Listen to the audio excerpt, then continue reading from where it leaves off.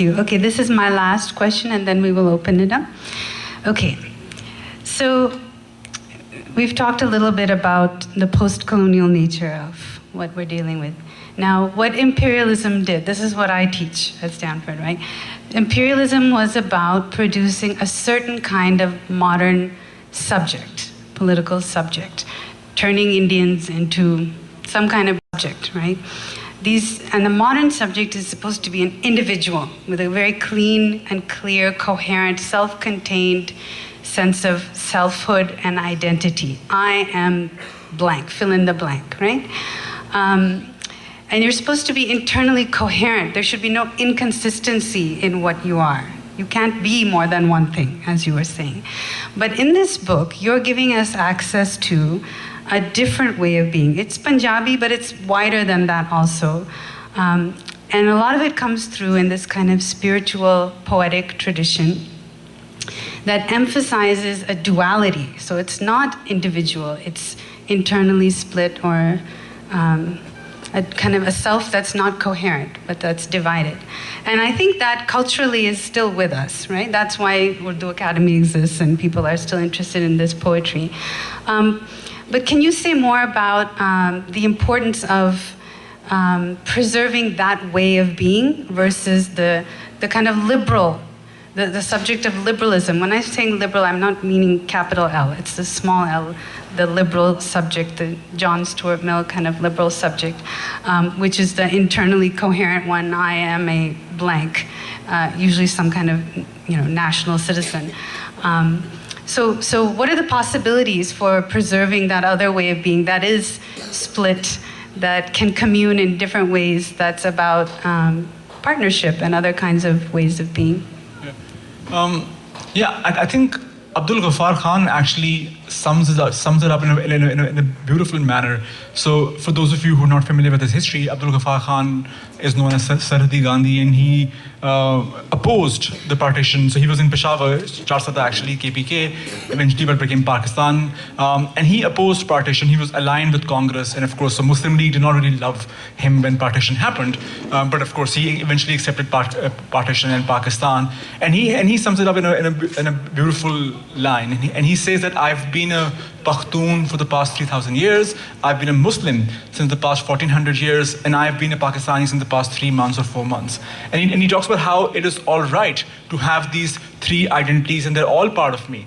One identity cannot replace the other identity, and they can all somehow operate together. And I think that's something also that kind of fascinates me, that we as you talked about, that we as individuals think of an identity which is, once again, without any contradiction. And sometimes those contradictions exist in our identity. For example, I am, let's say, a man, but there are certain feminine characteristics that will be part of me, and like sometimes they can be shunned, sometimes I can be very embarrassed of them, and sometimes I can actually embrace them, and so I can, as an individual, I can have those contradictions. And every human beings have those contradictions, and the idea of course the modern world idea is that you cannot have contradictions, they can't exist, and you do find that those contradictions, right? And especially in religious language is what makes they take those contradictions and they give it a poetic form, right? So for example, God is somebody who exists everywhere and yet exists nowhere. Or God is somebody you can experience and yet not experience at the same time. He is somebody who's seen and not seen at the same time. And Nanak beautifully captures that in his poetry, in those contradictions. And I think that's, so it's the whole yin and yang. So it's something that kind of really fascinated me about Guru Nanak, something I wanted to talk about more. But the idea that you could be a Muslim and you could be still a Sikh, that you could be a Hindu and still be a Sikh. Bhai Mardana did not become a Sikh. Bhai Mardana remained a Muslim. His descendants remained Muslims, yet they were also Sikhs. They were singing Kirtan. In fact, the entire tradition of Kirtan is linked with Muslim Marasis, and it ended with partition briefly, and there is some sort of revival within that. I interviewed this Muslim Ribabi family in Lahore, and so these were people who were living in Amritsar, and they were singing, their ancestors were associated with Guru Gobind Singh. He had appointed them as the official Ribabis, and they were singing at the Golden Temple. And at the time of partition, the madness was such that they were forced out of Amritsar. They came and settled in Lahore, and they're like, we knew the Guru Granth Sahib by heart. Besides the first kalma of Islam, we don't know anything about Islam. And here they were in a Muslim environment, did not know what to do. I mean, over time they found their own calling. They started doing qawwali and other musical traditions. And over time, when there was more tolerance in the society, they kind of once again went back to kirtan. And so that's where. So you have even these communities exist all over India, Pakistan, which are the embodiment of that contradiction. Yeah, I mean, in Lahore, for example, I interviewed this Christian community who were also Muslim and Muslim and Hindu at the same time, but they were also Christian. So officially they'll be recognized as Christian. And census reports will mention them as Christians, but they also are Hindu. Yes. And it's interesting you mentioned census, right? Because it's sort of governments that force us to choose these things, and then you end up with news like we've had for the past few weeks, right? Okay, so thank you so much. And I have many more questions, but I'll yield to the audience. But before we do that, I just want to say that I know people come here with a lot of different kinds of expertise and experience, but there are a lot of people in the room. So I just want to make sure I just want to request that you please do frame what you have to say as a question that Haroon can answer, and so that everyone who has a question gets a chance to ask. And then before opening up the floor, I just want to read briefly a few lines from the book. This is a scene in which Guru Nanak is meeting the Jewish captain of a ship that has come from Muscat. And he meets him, and this is what Guru Nanak tells the ship captain, who's Jewish. You are my follower if you are willing to learn all your life. You have to remain a student forever, like me. Learn from not only scholars and holy men, but also from those whom you choose to ignore: servants, women, children, animals, plants, the sea, the land, and the sky. Keep an open mind and never become too rigid in your beliefs. Dogma is the end of inquiry and hence the death of enlightenment. Have faith not only in your own goodness, but also in that of others. Have faith in people even when you know they are deceiving. And then the speech goes on, and the captain has a kind of epiphany. He understands. And what Haroon writes is that the captain lost sound.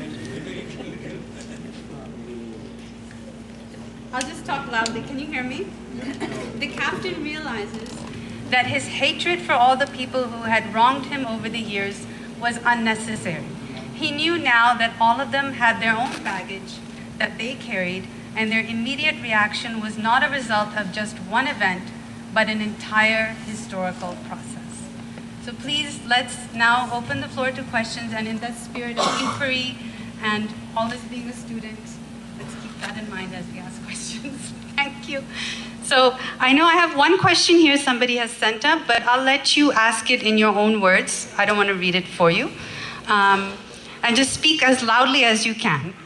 Yes, ma'am. I'll let this lady begin, and then Firab. Nice to meet you guys. Hello. So everyone, I'm glad to see you out. But on this journey that you're talking about, whether it was spiritual or not, you are doing something that's very on the edge for society, just barely opening up. Besides how this is transformative, how are you received in Pakistan from this book? Okay. Hello, Herbie. I finally do meet. Can you repeat the question? So the question is that how is the book received in Pakistan, and talking about the Sikh heritage in the country, is that tolerable, and how would people respond to that?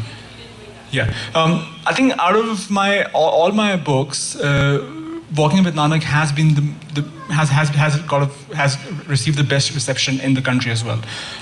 So there seems to be, I think I am lucky in the sense that I happen to be writing at a time when the society also is increasingly becoming, I mean, I won't say more tolerant, because of course you have incidents of hatred and intolerance still happening in the country. But at least this from the state's point of view, I feel like the state is going through a transformation, and the state is opening up to acknowledging its non-Muslim history, even though it does not call it its history, it calls it the other's history. But the fact is that it still is open to the idea that there were non-Muslims living in this region before, right? So for example, interestingly, and this would have never happened 30, 40 years ago, where the Supreme Court actually got involved and got the Qatar Siraj temple, which is an ancient Hindu temple, renovated. And you can't imagine that happening in the 80s or even in the 90s. So for example, if I had written this book, or if I had been talking about Hindu or Sikh heritage of Pakistan in the 80s or the 90s, perhaps it would have been a different story altogether. I would have been called anti-Pakistan, I would have been called anti-state, and people who did that, people were caught. For example, when Iqbal Kaisar started writing about, and he was accused, he was even threatened at some point. I was very, very lucky in that sense that I happened to firstly write in English. Once again, if I was writing in Urdu, different audience, perhaps would have been a very different perception. I have that kind of privilege that comes, my class privilege, my language privilege, it kind of helps me survive and even perhaps be appreciated in certain segments. So I feel like, yeah, I'm privileged. I'm lucky to be writing at a time where the state is going through a transformation. It is more tolerant. I mean, the Kartarpur, for example, corridor, once again, did not happen in a vacuum. There has been a movement towards doing this. Sikh gurdwaras have been renovated since the 80s, and of course now there are more gurdwaras that have been renovated. So the state seems to be more tolerant towards anybody who likes or who is writing about Sikh history or even Hindu history for that matter.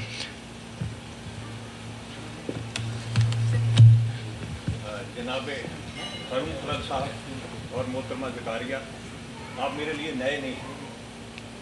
मैं आपको dance पे रोज देखता हूँ और पिछले 18 साल से आपकी जो ट्रैवल है सब में पढ़ता हूँ। मेरा क्वेश्चन भी ऑलमोस्ट इनका जैसा है कि जैसे पाकिस्तान ने अपना जो सन्स ऑफ द सॉयल है उसको वो कहते हम नहीं जानते, हम तो अरब हैं। वहाँ जो मुल्ला और मिलिट्री का कॉम्बिनेशन था, क्या वो टूट रहा है और आपकी जो कोशिश है ये कैसे कामयाब होगी? Do we have a spare mic or? We can take this and give it to him. All right, okay. It's long enough.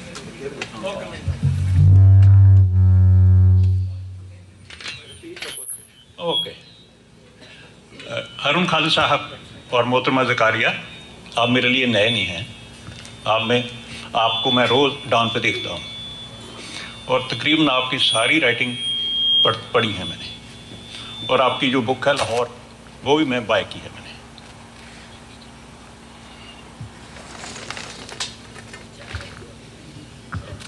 Hello, बाकी बुक्स मुझे मिल नहीं सकी चंडीगढ़ से, लेकिन वो भी मैं उसमें तलाश में था। तो बात यह है कि जो पाकिस्तान की ऑफिशियल हिस्ट्री है वो मोहम्मद बिन कासिम से शुरू करते हैं। तो आपको ये इतना पुराना जो बहाव है उसको कैसे मोड़ेंगे कि जो उन्होंने डिसओन कर दिया कि हम तो यहाँ के नहीं हैं, हम तो अरब हैं जी। तो हम तो ना सूफीज़म को मानते हैं, अभी भी हमले हो रहे हैं, अभी शाह कलंदर के मज़ार पे हुए हैं। तो आप ऐसे पूरे सलाब को कैसे बदलेंगे, क्योंकि गुरु नानक भी एक सूफी थे। ये मेरा छोटा सा question.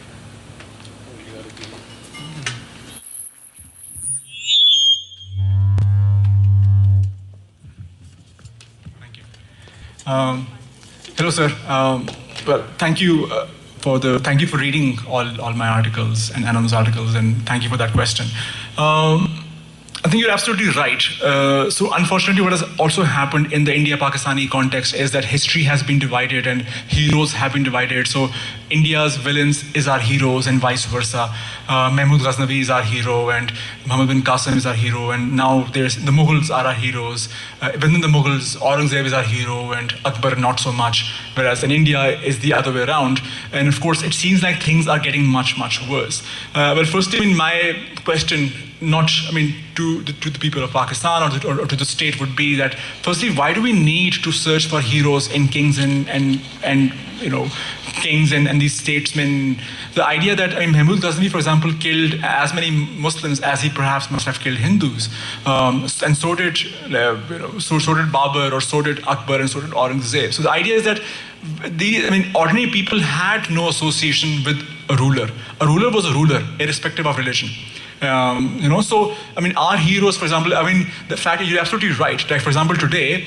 But still, of course, so I think from my point of view, it will be very idealistic to say that Pakistan should have no heroes and we should move beyond that world, even though I think we need to go to that world where we need to move beyond heroes and villains and see people as who they are, which is human beings. Everybody is a hero, everybody is a villain at the same time. But anyway, I think that's too far-fetched. I think Pakistan still needs, and India still needs heroes and villains. Yeah, fine, so let's choose heroes. Why can't Baba Farid be our hero? Why can't Waris Shah be our hero? Why can't Bulleh Shah be our hero? Why do we need to search for heroes in Mahmud Ghaznavis? And that's the fact that if you keep on searching for heroes in Mahmud Ghaznavis and Muhammad bin Qasims, then you get people like Mumtaz Qadri, for example, who continue existing. Mumtaz Qadri, for those of you who don't know, is the person who killed Salman Taseer, the governor of Punjab, for supporting a Christian woman. So that's the idea. We need to move beyond this idea of heroes. And you're right, there's a long tradition of Pakistan completely acknowledging its own history. That Indus Valley is not ours. We went through a period where, for example, Jamaat Islami at one point claimed that we should completely bury all the Indus Valley cities, and they're not part of our history, they're part of Hindu history, or somehow send them, कि Taj Mahal यहाँ भेज दें और हड़प्पा वहाँ ले जाएं. इस तरह की बातें होती थी. But I think today what is happening is that I feel like at some level there is a transformation, right? So for example, this recent museum that we went to in Lahore, and it was a state museum, उसके अंदर हड़प्पा मोहनजोदड़ो की बात करते हैं.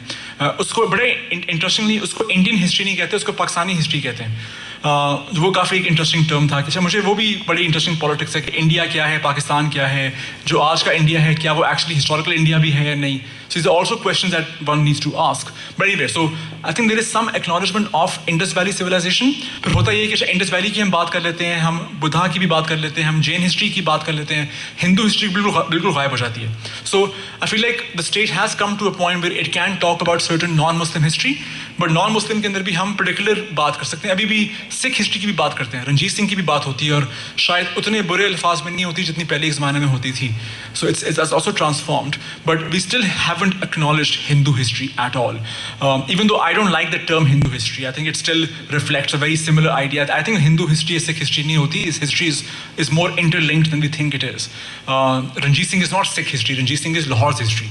Ranjit Singh is Pakistan's history, or India's history. Anyway, so I think that transformation is happening, and let's hope that one day we will be open to the idea of also acknowledging Hindu history, not just other non-Muslim. Saryanu sat sri akal. Okay, my question is, when we talked about Guru's travels, and we stopped at Baghdad, not any further, and I don't think so that once he told me about that captain's conversation, that means Guru Nanak did not go to Italy, Rome. He must have gone to Rome, but as we know, the British has distorted the whole history of the world, and they probably never brought that up to this time.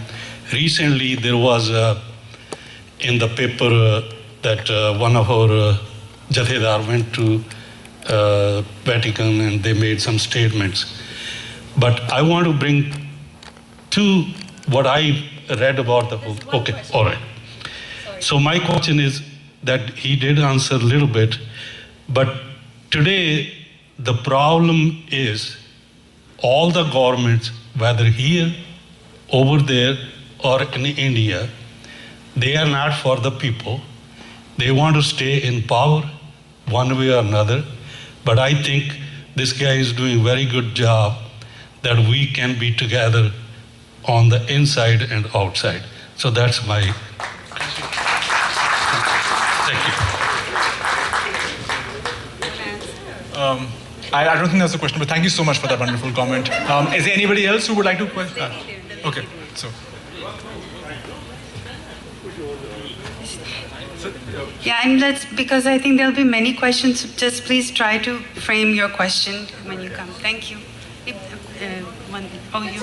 Okay, go ahead. Go ahead. Really, I'm so sorry. Please. Yeah, please. I didn't see you. Sorry. Thank you. Mr. Khalid, I am Muslim and Speak in the mic. I'm from India. I have a great respect for the Sikh Panth, starting from Guru Nanak to the last Guru and the living Guru, Guru Granth Sahib. My question is actually divided into two parts. The first actually heading is on the objective outcome and the second is on the background correction. The first part of this one is what is the objective, what the end result you are trying to achieve by writing this one.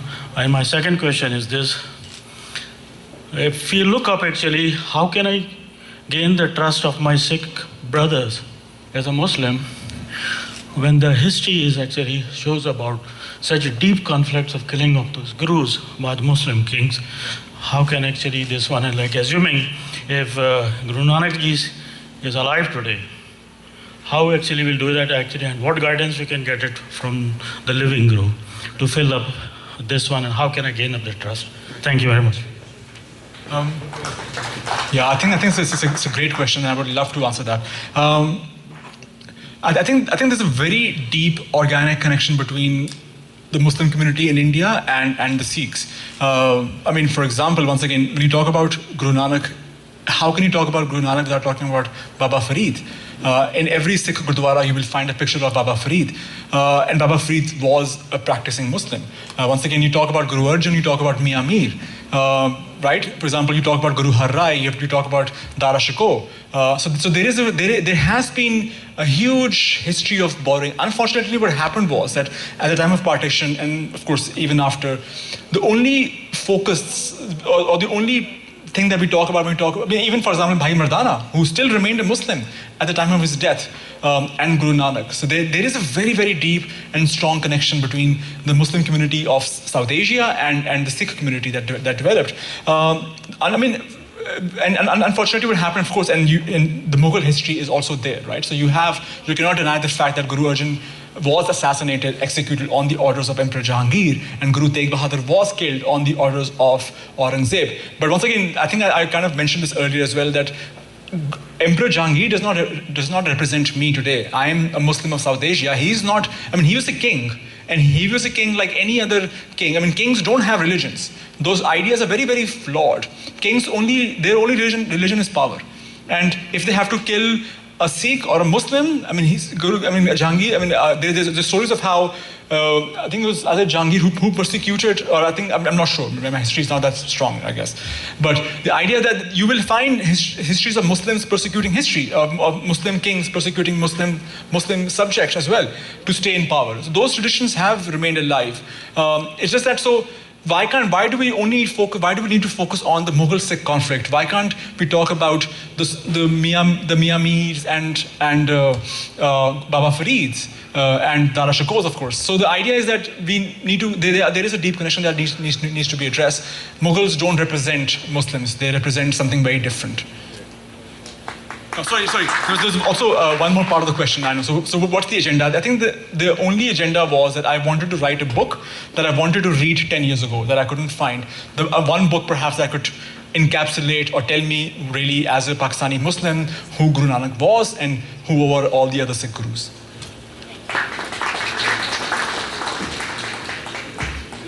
Haroon, on that note, I wish you had written this book much earlier, because I've been also trying to find my heritage. I'm Sikh, and I could not connect.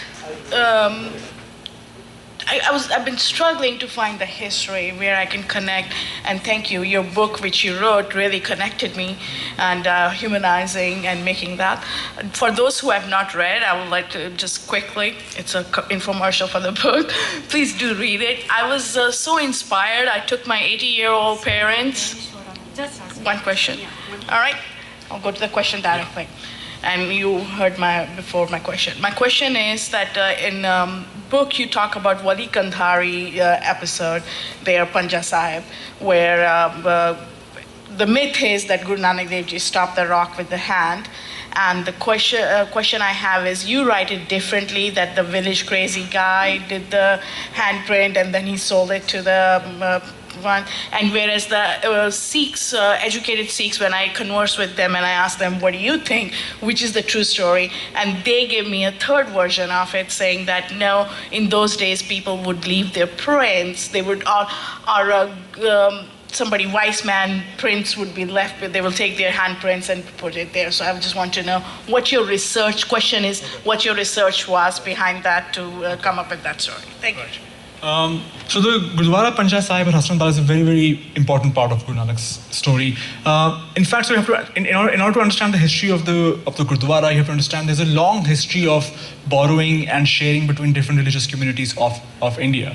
So many Buddhist shrines eventually became Jain shrines, many Hindu shrines became Buddhist shrines, and so and vice versa. Right? So there are historical evidences that talk about how the stream that comes into Hasranabad that became sacred, the pond that became sacred in the Sikh tradition was also sacred 700-800 years ago, and in the Buddhist tradition. So if you think rationally, I feel like what must have happened was that this was a sacred place that eventually also became sacred under Sikh tradition, and the legend kind of grew. So the story that I wrote in the book as fictionalized is not my story. It is basically colonial history. So if you read British Gazetteer report of Hazara district, that's the story that is recorded in there. And I'm not saying that is the true story. I'm just saying that is the interpretation that I read, and I wrote about it in the book, just to say that there could have been a different alternative perception to this. Sorry to interrupt. We're running short on time. Just please ask your question as briefly, and I think we will just take 2 more questions, and then we'll break for lunch. I apologize for the cutting everyone short. So, Haroon, beautiful job. My question is, how do we move this beyond the rural and the intellectual? There's a huge gap. ਪਿੰਡਾਂ 'ਚ ਕੋਈ ਪਰੇਸ਼ਾਨੀ ਨਹੀਂ ਹੈ, ਲੋਕਾਂ ਦੀ multiple identities ਹੈਗੀਆਂ, and they live with it. Intellectual circles, everybody gets along. You're mainstream engineers, lawyers, military men, businessmen. There is a huge problem. How do you get the message to that mainstream? That is where the change of hearts needs to happen. How do you address that? Because intellectual circles have been fine for 30 years, 40 years. How do you address that? Thank you for that question. I think you're absolutely right. There's a big need. I think, I think that's kind of what I try to do. Let's say, so I'm not writing in a very academic environment. I'm writing in newspapers. I mean, these could become part of, let's say, scholarly articles, which remain limited, but newspapers have that tendency to reach out to a much wider audience. But unfortunately, not many people end up reading, so that also becomes a problem. But I think films, documentaries, so these stories need to be addressed. I mean, how long will we end up making movies and documentaries that talk about violence? Right? So Anam, for example, talks about this in her book, that especially even if, for example, partition, we talk about something like partition, and there's many documentaries on partition that talk about violence, which of course is a very, very important part of partition. But there are about 40%, I think Anish Nandi did this research on partition, that 40% partition stories are those of rescue. Why can't we talk about those stories? Once again, we talk about Sikh-Muslim conflict or Sikh-Mughal conflict. Why can't we talk about this Baba Farid and Mia Mir connection between Sikh history? So I think it needs to be made more mainstream. You're absolutely right. It needs to be part of the education system. And once again, we need to also divorce education from job market. I think that's also a huge problem. I want to add to that as a teacher here, that especially those of you who are parents, when this goes back to the earlier question too about Mughal history and Muslim and Sikh history and the wrong versions being out there.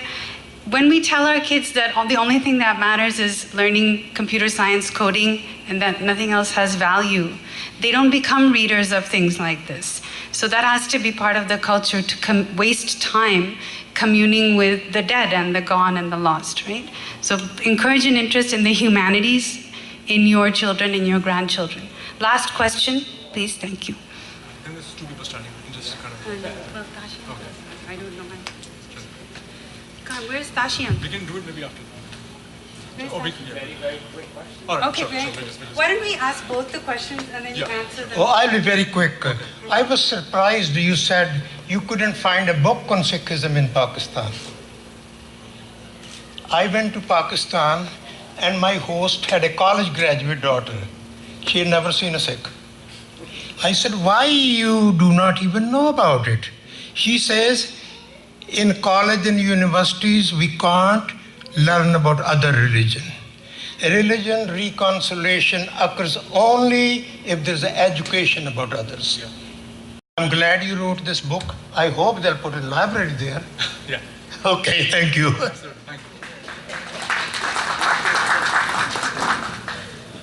How do you survive writing in Pakistan? I think. Thank you for the efficiency.